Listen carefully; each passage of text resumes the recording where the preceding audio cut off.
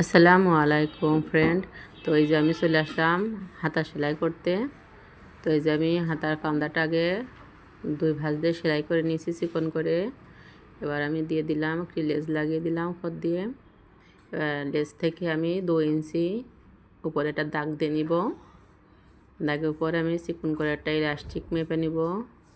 9 ইঞ্চি নিব লম্বা, নিয়ে ইলাস্টিকটা আমি দাগের উপর দিয়ে লাগিয়ে দেবো।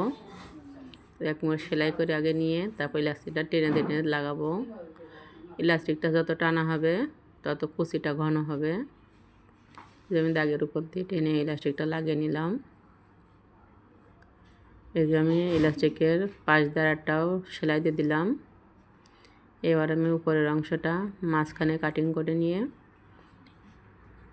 অল্প অল্প করে আমি কুচি দিলাম। 4টে কুচি দিলাম, বেশি কুচি দিব না।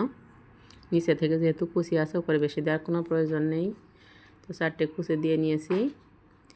একসাথে মোহরের মাপ নিয়ে সেলাই করে হাতাটা আটকে দেবো।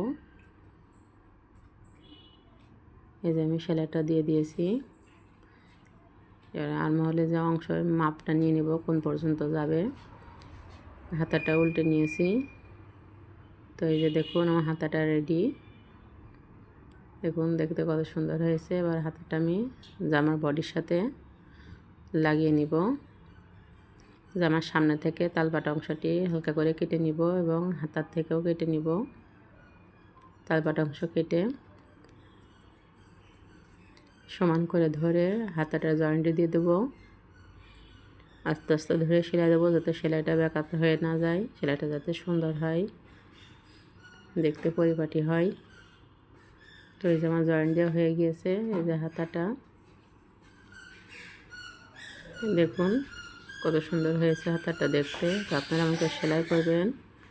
এবার আমি জামার মূল ভিডিওটা দেখাবো। এই যে আমার জামা পুরোটা সেলাই কমপ্লিট। তো একসাথে এত ভিডিও দেওয়া যাবে না, অনেক বড় হয়ে যাবে, তাই আমি আপনাদেরকে ভাগ ভাগ করে দেখালাম।